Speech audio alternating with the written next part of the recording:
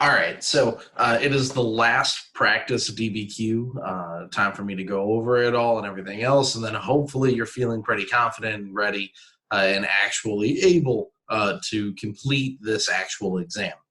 Um, in regards to the actual exam, a couple things need to be pointed out here. Number one, under no circumstance should you write your essay by hand and then try to upload it. Um, I know that it technically is an option, but if you have not seen on the internet at this point, there have been massive problems with it. Almost 14,000 kids that took the physics and the AP calculus exams, their pictures just didn't upload because if you have an iPhone, you cannot upload your picture. And even if you don't have an iPhone, you have to upload the picture in the correct format, which you can't adjust unless you email it to yourself, and then you can decide which format it wants to.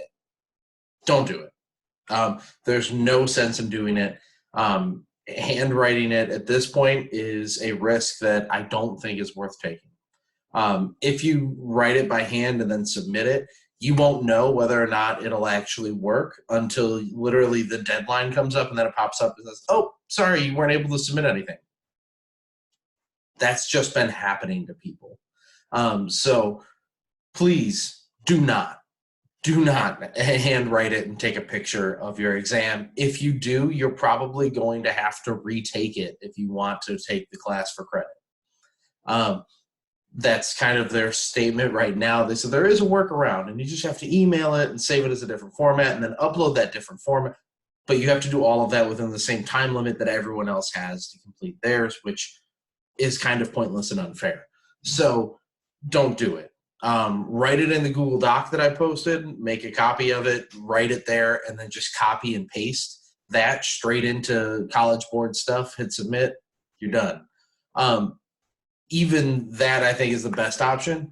If you don't feel comfortable doing that, I don't know why, but then you can do it as a Word document and upload it. But even that's a little risky with uploading it because the way that it's been going, I have no idea whether or not it'll work because College Board's IT department basically doesn't exist apparently. So safest bet, copy and paste it in and submit it that way. Seems to be the best way. Nobody has reported having problems with doing it that way. So I would definitely do it that way. Take advantage of what is currently working and don't try to do something that is not. All right. As for the actual DBQ this week's DBQ is exceptionally tough. There's no kind of workaround about it because it requires you to pull a lot of information that we haven't talked about in a long time, but more importantly, it's very abstract. It's hard to identify what causes national identities to form, and it's even more difficult to pinpoint it from documents that don't explicitly say it. So I'm going to go over some broad, like kind of ranging topics here. But I will tell you that a lot of people are going to struggle with this one. This DBQ was modified from the DBQ they gave way back when, I believe in 2007, I think this is where it was from. But on this DBQ, the average score was a 2.1. The majority of people got credit for using the documents, just like using any of them. And interpreting them, and a thesis. That's it. That's really all anybody got credit for. And it's really difficult to give more than that if you don't have the prior knowledge that you needed to have. All right. So I'm going to go over it. I'm going to start talking about it, and we'll kind of address some of those concerns as they come up. Once again, if you have questions about anything that I'm talking about, please simply send me a message. Jump on later on in the day. We can talk about it all then. And we can go over it more in depth later on today during the office hours part if you would like. So evaluate the extent to which conflicts and state rivalries between European states during the period from 1500 to 1800 influenced the creation of national identities. The reason why this is so hard is because it does not stick to the time frame that we have now. This is an old DBQ assessment. And I really should have looked back at it and changed some things because it doesn't fall in line with the same time periods that they have already said they are going to assess on now. So in our DBQ, it'll be from 1450 to 1700, or from 1700 to 1900. I'm sorry, 1750 to 1900. But even then, um, you know, this is a different window, so a lot of different things were kind of happening. Because of the time frame here, this is going to be extremely limiting in some regards, but also has plenty of room for outside evidence for a lot of other things. All right. So for contextualization, for stuff that happened before this that you could talk about, the biggest thing that you could address for the period before to set the setting is the fact that prior to 1500, most nations did not really have a national identity. Most European countries simply identified mainly along the lines of were they Christians or heathens. And even then, you kind of have a different take on the eastern part of Europe over into where the Ottomans are. And you could make another argument and say, Eastern Europe, it was more, are you Muslim or are you not? Right, and part of Eastern Europe. But ultimately, everything about the identity of a nation state was built around religion at the start of this time period and prior to it, right? So we have things like the Holy Roman Empire existing before this for some, 700 years before this, sure, but it still is something that you could point to and say, all of these countries built themselves around religion, right? So the formation of a national identity didn't really matter about what your country was all about. It mattered about what religion your country practiced.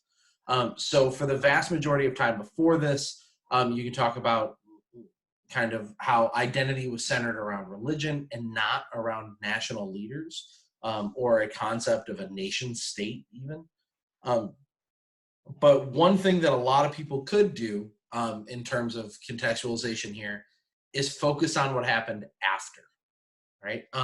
So after 1800, we have Napoleon, like right after, right? So with Napoleon comes the spreading of nationalism, and nationalism spreading across all of Europe and the creation of independent nation states. And you can really use this prompt to say all of the events that happen here are really only important because of what they lead to later on, right? So you can have nationalism spreading throughout Europe and the collapse of colonies within Europe and the formation of national borders. That only happens after 1800. National borders are very fluid prior to this. They're moving all the time. But once Napoleon is done ravaging Europe, the borders are pretty much stationary. They don't really move after this, right? And he also spreads the idea of unique nationalism where each country is its own independent form of governance and also culture and society, right? And that's what makes it important. So you could say that everything that happens now is really important because of what happens later, right? So that would still work for contextualization. You're still putting it in its place in history. You're just establishing that all of these things are really only important because of what it leads to later on. It gets more difficult the further away you get, but ultimately I'd say this culminates in World War One, with the final, that being like kind of the final thing that you could reference. But that's a little bit far and also very different, right? Because World War One national identity has very different meaning than 1500s national identity. So that's kind of a stretch, but I think for this especially, I mean, I would give the point, but you kind of have to really establish where Europe is before this time period. And the reason I think this is really difficult is because it's really not a very European-centric thing. You have the Renaissance happening prior to this, and kind of the first, if you will, like scientific revolution occurring. But neither of those really have anything to do with national identities. The Renaissance is all about like humanism and approaching the world in a more open and unique way. It really doesn't have anything to do with national identities. So it's hard to really connect that topic to anything before this or really anything far after, right?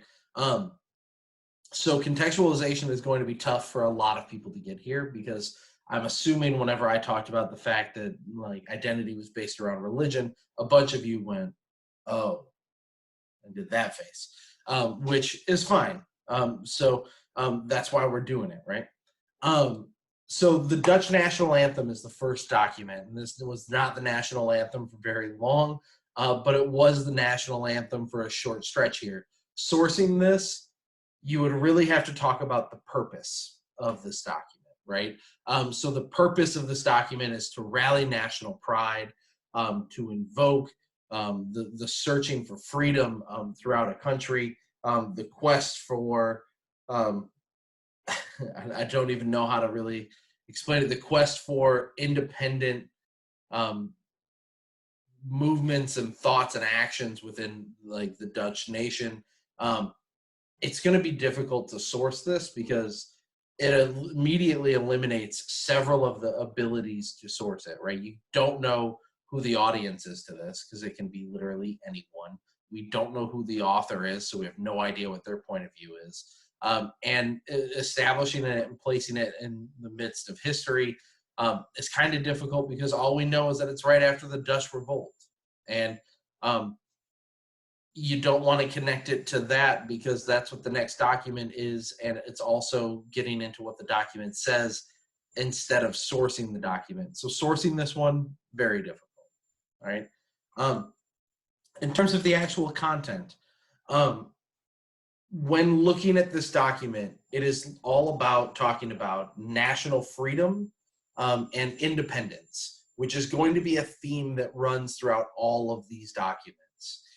The quest for independence is going to be something that is shared through all of these documents, right? That would definitely be one of the core parts of my argument is like the seeking out of independence, but also the formation of colonies in other places, right? So in terms of national identity between European states, the state rivalry, all of these different European states are all fighting for colonies, right? So we're going to see Spain, the Netherlands, France, and Britain all referenced in these documents. And you can talk about how the quest for colonies really established kind of a hatred between these European countries and really set up the wars that would happen within Europe during this time period, right? Which is where a lot of that outside evidence can come in because there are a lot of European wars that happened during this time, right? So within here, Spain is at one point was seeking to colonize the Netherlands.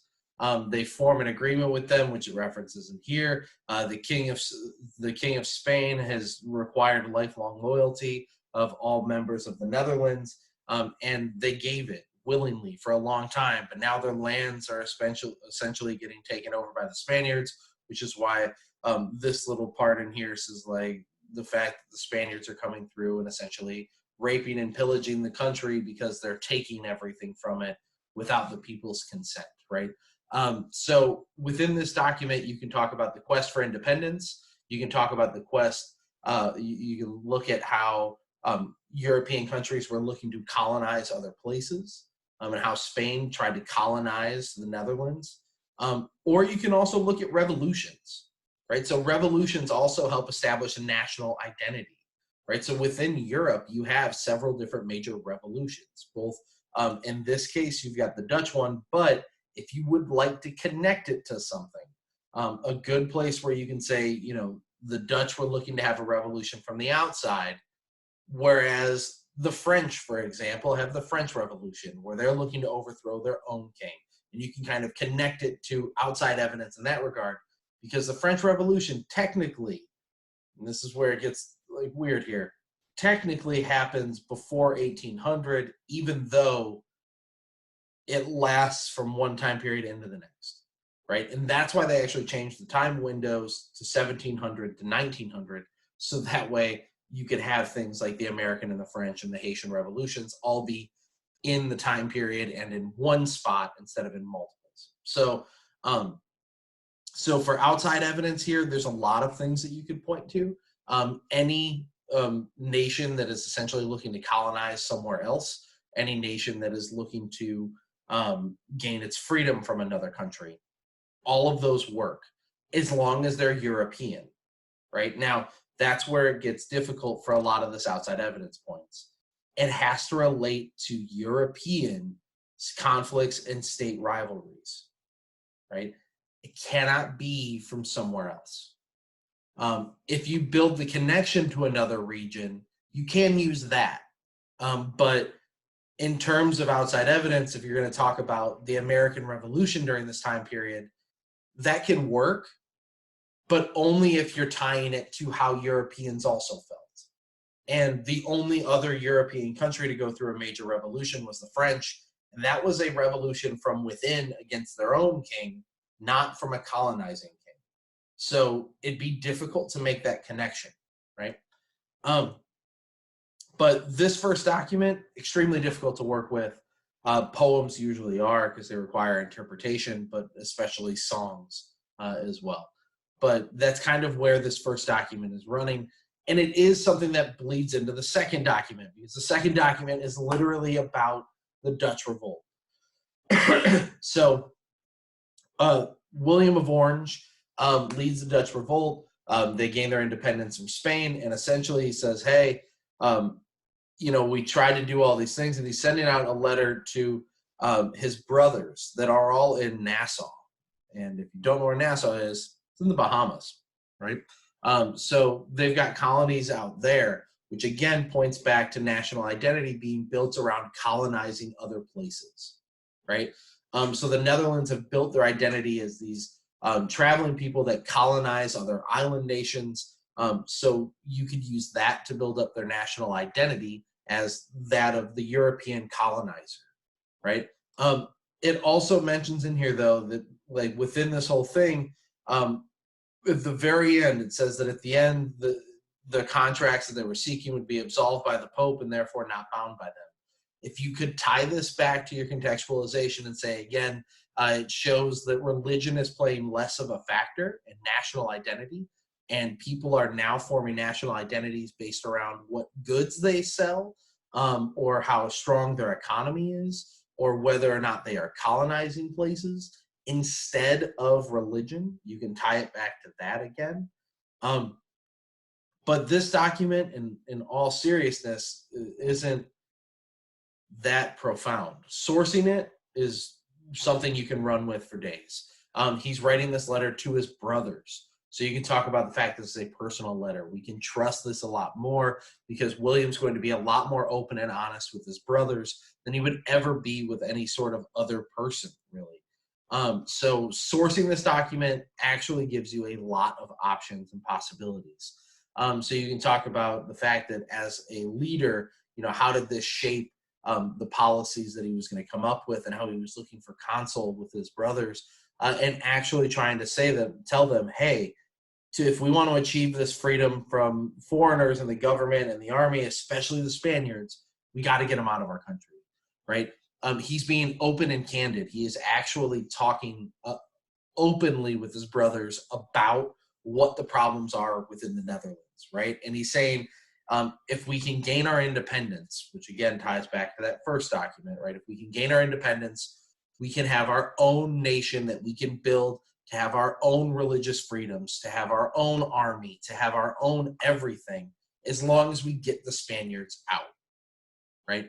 So it ties back into this concept of independence and this movement towards establishing their own everything, right? But it also has in here colonizing. And I think those are the two strongest arguments that you can build around are like the creation of independence and colonization to kind of form your own kind of point here from these first two documents, right? Document 3. Document 3 is a real famous portrait. It's Elizabeth, and it's showing the depiction of the defeat of the Spanish Armada. Some important things about this document that you can source, because you actually can do a wonderful job with this picture because it has a lot of stuff in it if you break it down. right? So sourcing this picture is a portrait made to commemorate something. It is a painting that is going to be shown and seen and hung in famous places. But other than that, it's real hard to source this document, right? We know that the purpose of this document is to show British superiority over Spain and how it now controls the seas. We know this because that's what it shows in the pictures, right? In the picture, you have Elizabeth here. She's got her crown. Notice the king's crown sits empty. That's because she's showing that she, the queen, right, is the person in charge of this entire country. She doesn't have a king because she doesn't need one, right? This is an important moment in symbolism because whenever we look at in England and the way that they say everything, their motto is literally for queen and country because of this picture. So if you want to bring that out for their military and the fact that that becomes a battle cry, that can be used as outside evidence from this picture.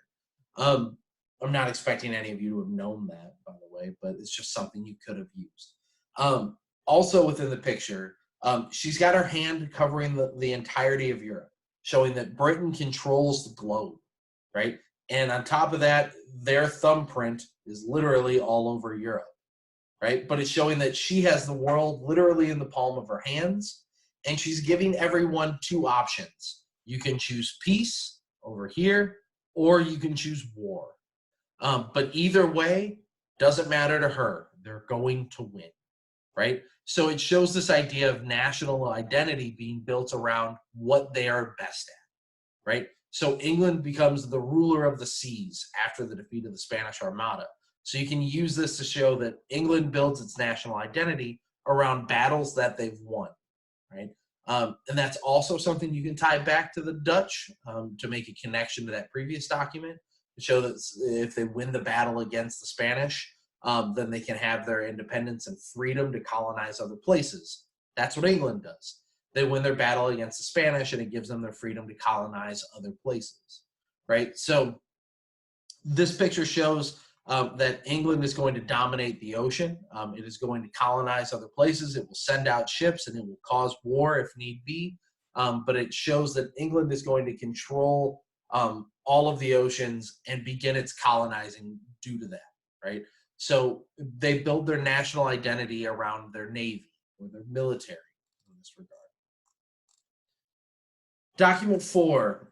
So it's Royal Treasury officials of New Spain in a memorandum to King Philip. So they are pleading to the king. So if you want to source this document, you can say how they are going to obviously be very respectful. It is going to be in a high-class tone because they are actually pleading to the king, which is why the sentence starts, "We entreat your majesty to remedy the grievous condition." They're going to be talking in super formal ways, right? So with placing this document in the grand scheme of things, it is important to realize that this is right before all of the other stuff happened, right? So this is in 1568. The Spanish Armada is defeated in 1588. The Dutch Revolt is in 1572, right? So all of this stuff is right before all of the other things talk about Spain getting beat. So when looking at time frames, make sure you're checking the date on the documents, right? Because this document is literally a warning saying, hey, we need to start checking all of our colonies. We need to start defending everywhere that we are, because if we don't, we're going to lose our colonies, right? And it's showing how their national identity is built around these colonies. And the only way they're going to keep it is if they keep their colonies.